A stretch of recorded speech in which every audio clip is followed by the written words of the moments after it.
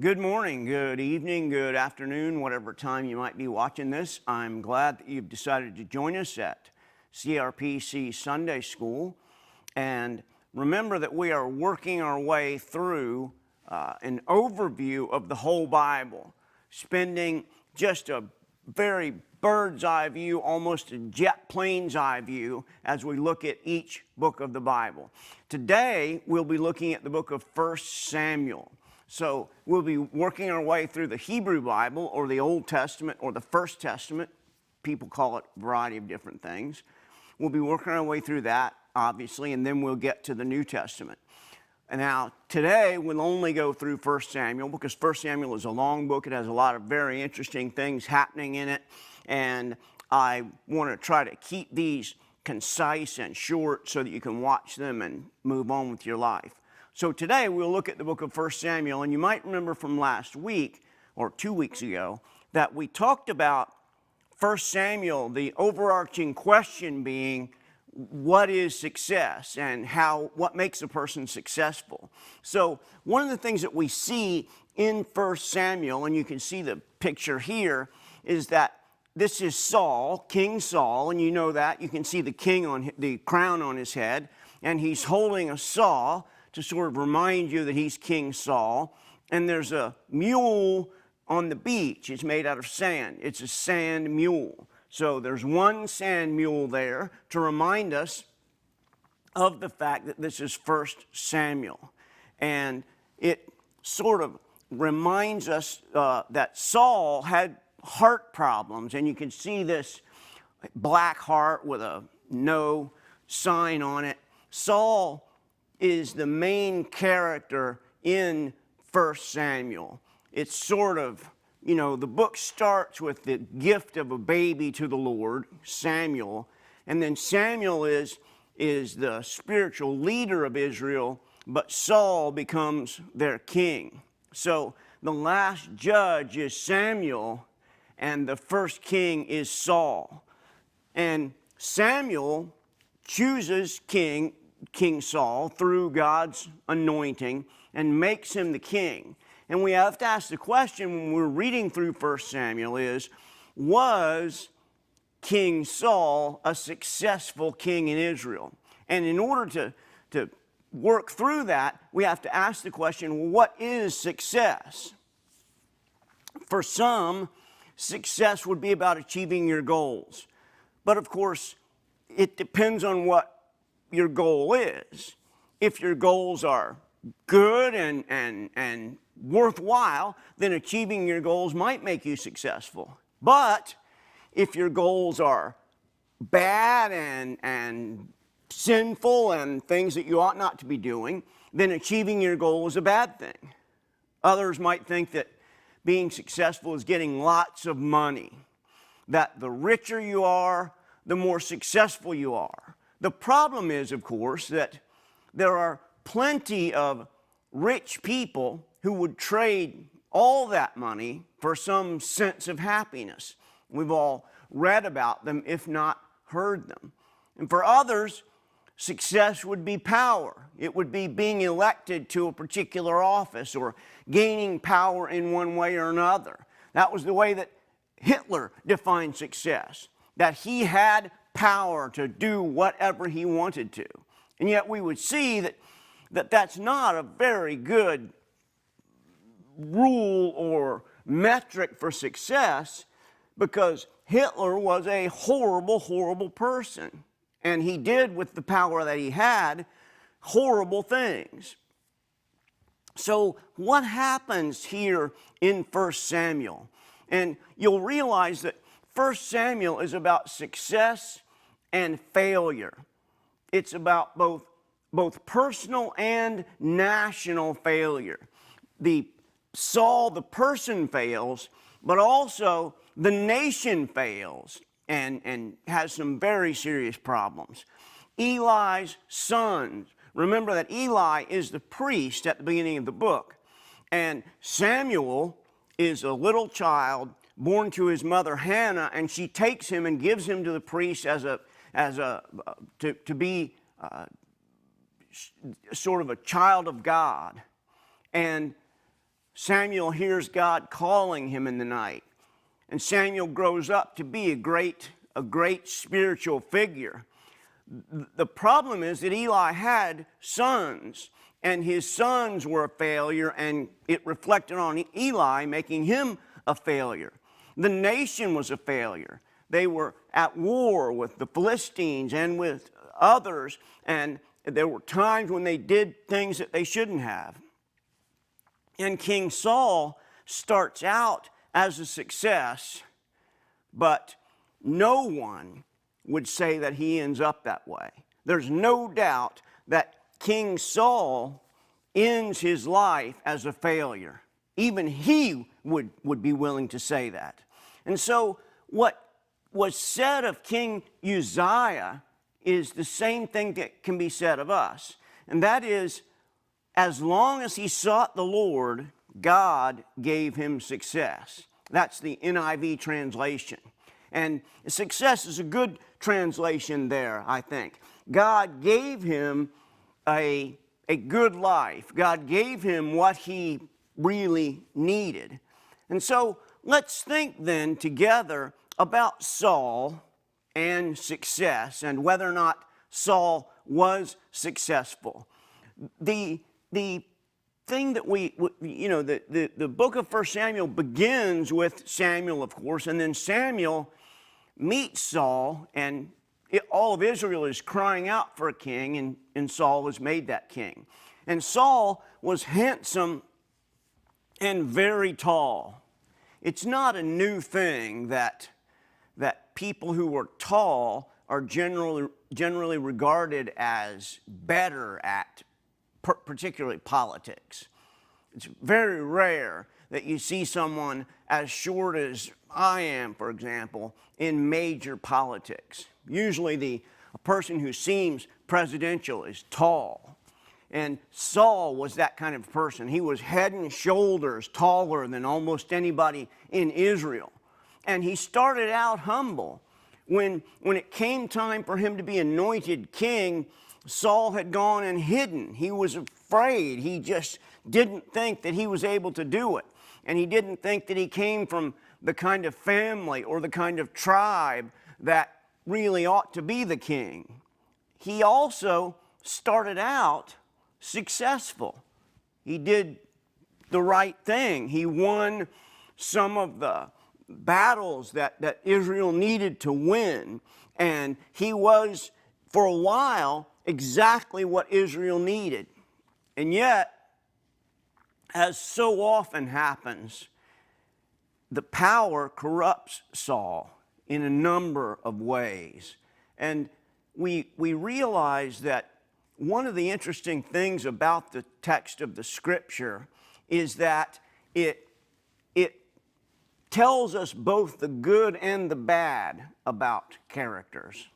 It doesn't just tell us all good things about Saul or David or even Samuel.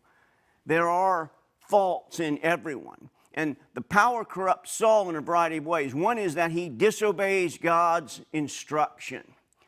God said to Saul through Samuel, go and take over the Amalekites. And when you do, kill all of their animals, all of their people.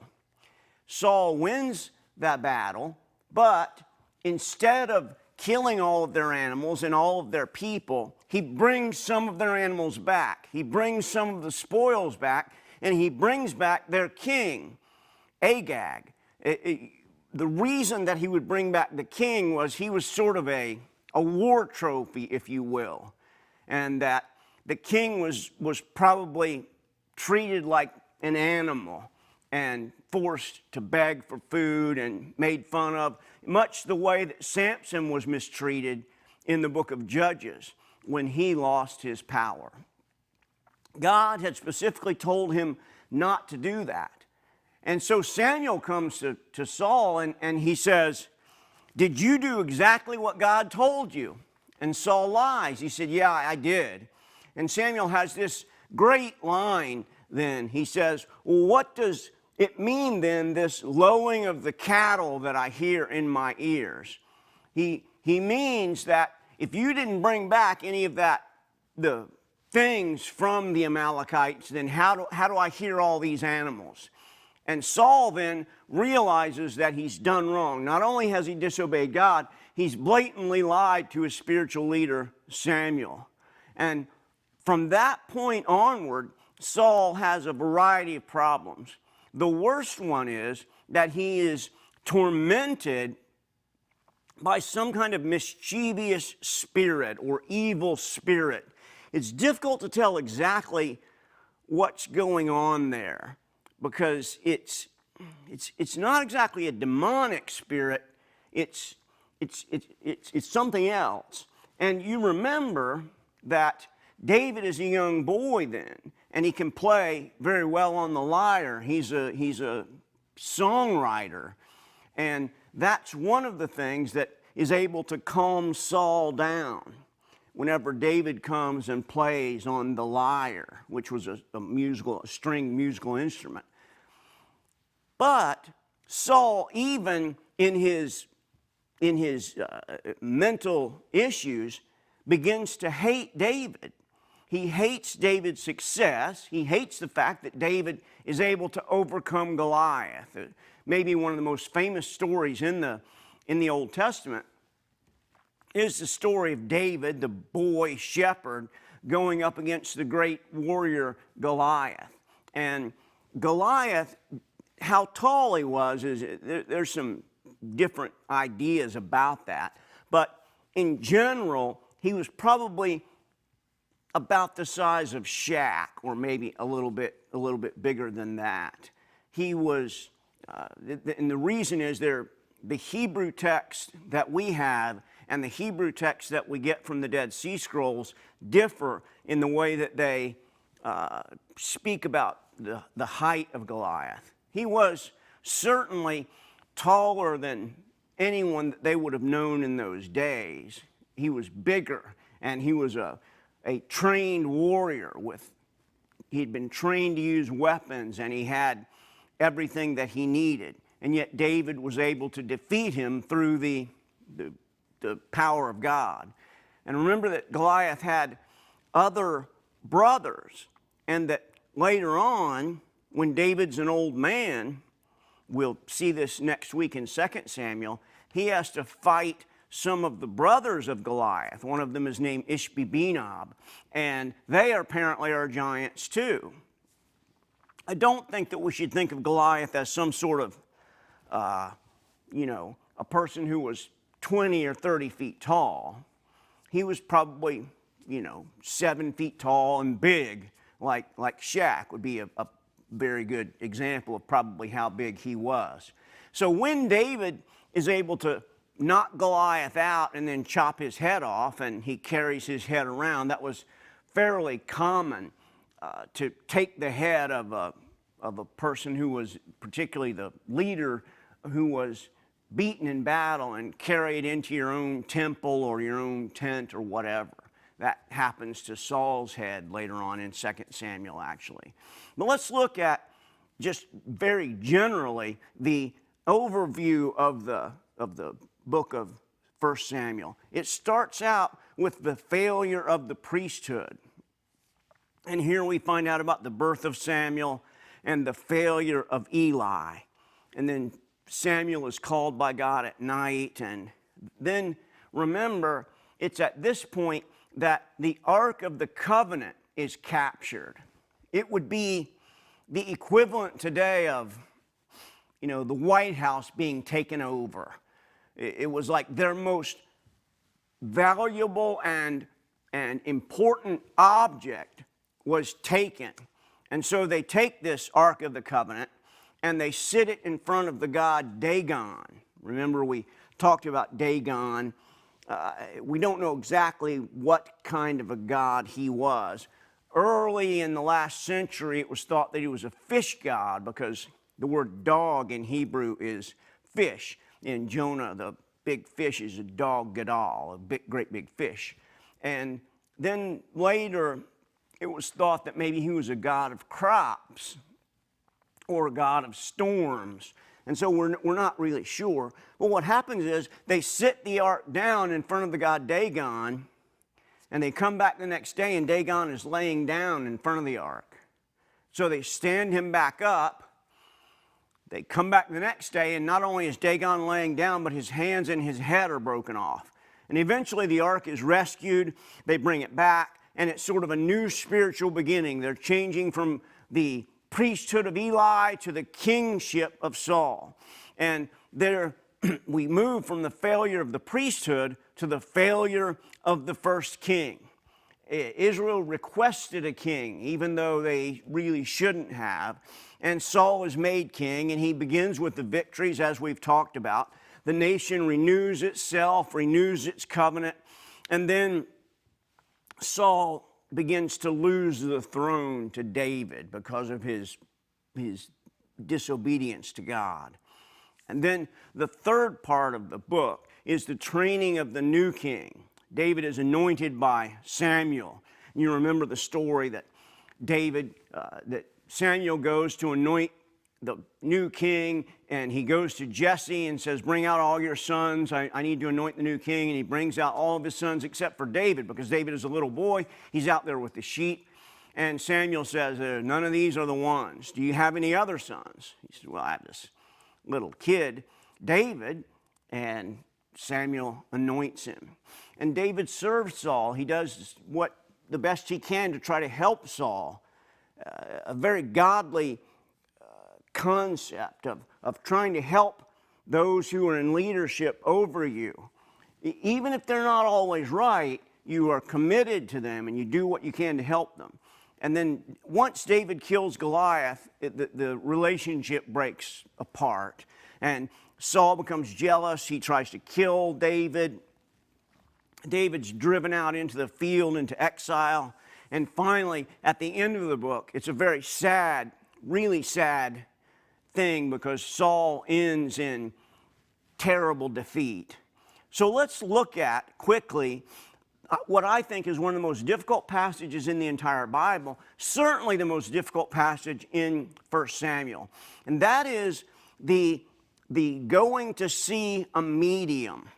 Because what has happened is that Samuel has stopped helping Saul and stopped talking to him. And thus God has stopped talking to Saul. And Saul is in the middle of a war, and he realizes that if God doesn't help him, he's going to be in all kinds of trouble. And so since Samuel is dead and God will not speak to him, he goes to a medium or a witch and tries to raise Samuel up from the dead. So this is 1 Samuel 28:7. Saul instructed his servants, find me a woman who is a medium, so that I may go to her and inquire of her. His servants replied to him, there is a woman who is a medium in Endor.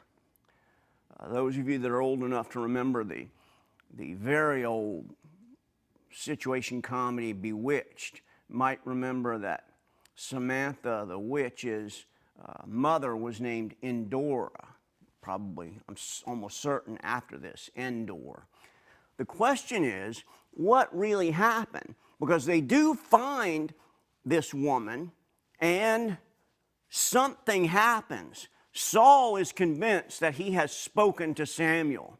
He goes in to where this woman is, and it's interesting, the description of the woman is one who has an obe. An obe is a sort of hole in the ground out of which voices came. So that was the way that she sort of raised the dead, by bringing them up out of this hole. Saul goes, he says, I want you to raise someone up for me. And she says, I see an old man who has a cloak. And Saul says, oh, that's Samuel. And the text calls him Samuel and says, Samuel then said to Saul, why have you bothered me like this? And then eventually Samuel, if it's Samuel, the text calls the entity Samuel, says, tomorrow you will be with me. He says that to Saul. So, indicating that tomorrow Saul will be dead. So what happened there exactly? What was going on? That's a really interesting and difficult question, because this may very well be, as I said, the strangest passage in the whole Bible. There are basically three ideas as to what might be happening here in 1 Samuel. The first is that the witch or the medium or whatever you want to call her, she's the person who has an obe, hole in the ground, that out of which you can hear voices coming. Some will argue that she heard and called up the real Samuel. In favor of that position is the fact that the text calls the entity Samuel. In opposition to that position is that the text says that God would not speak to Saul through prophets or through any other means. So are we really to believe that God would allow his prophet to be called up from the dead by this witch? A second alternative is that the witch or the medium called up some kind of a false copy of Samuel, like a demonic impersonator, perhaps. This is fairly popular. In favor of this is the fact that God wouldn't speak to him. So his prophet wouldn't have been coming up, and God wouldn't have allowed his prophet to be brought up by some medium or witch. So that seems to be a better alternative until you think through and realize that the entity made a correct prediction, told Saul, tomorrow you're going to die, or at least tomorrow you're going to be with me in the realm of the spirits, and Saul was. Now, flavor that with the realization that Saul committed suicide. So it may have been a self-fulfilling prophecy. The interesting thing is that Saul never sees the entity. The witch says, oh, I see a man who has coming up from the earth and he has a cloak. And so some have argued that the witch or the medium tricked Samuel. That is, she was an early form of what might have been called a ventriloquist, who could make voices come up from the ground. And as a result of that, she could claim that she saw something and have that entity say whatever she wanted or whatever she had been told. It's a very complex issue because some of the fathers like Calvin and Luther have argued that this was essentially a trick, that Saul, there wasn't really an entity there. But the text calls the entity Samuel. So no matter which of these three you choose, you run into problems. There's no sense in which you can just choose one and it is without its problems. Any of these three have their problems. There's no doubt about that. So we can't say for sure exactly what was going on there, but what we can say for certain is that Saul should not have been turning to a witch for answers. Saul should not have been going to this person to try to find answers. It's very likely that where Saul went in Endor was behind enemy lines, behind the Philistine lines, and he could have been captured by the Philistines just by going there. But he was willing to risk that because he so desperately wanted to hear from God. But God had said, no, I've given you instructions and you didn't follow them and you lied about them, so I'm not giving you any else. And it was at that point, at the end of the life of Saul, is the end of the book of 1 Samuel. Saul realizes that the nation of Israel, at least the troops that he is commanding, is going to be overrun by the Philistines. And he knows if they capture him alive, he will be treated in the way that he treated the king that he had taken, the way that Samson was treated when he was captured by the Philistines. So rather than enduring that kind of horrible torture and humiliation, he falls on his own spear and commits suicide. And that's the end of Saul. He starts out seeming like the picture of success. He's tall, he's successful, he's the person who has been anointed to be the king of Israel. And yet he ends up having done very foolish things.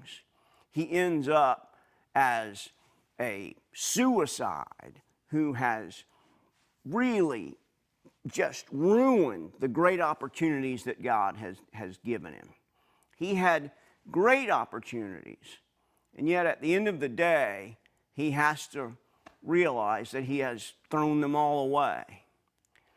It's with the death of Samuel that we move into the kingship of David. And that is the beginning of 2 Samuel. That's what we'll talk about next week. And so you can see here, of course, there's King David. He has a heart after God. He's playing a lyre, so you know that it's King David. And there are 2 sand mules sitting there instead of 1. So we know that it's 2 Samuel instead of 1 Samuel. There's a lot to be learned in terms of good lessons from a bad example in Saul.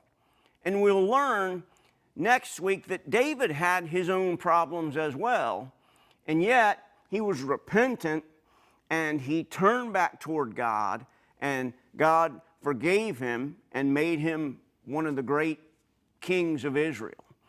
That'll be exciting as we look at it next week, and I hope that for this week you think about the great opportunities that God gave Saul and how he literally just threw them away. And ask ourselves, what is success?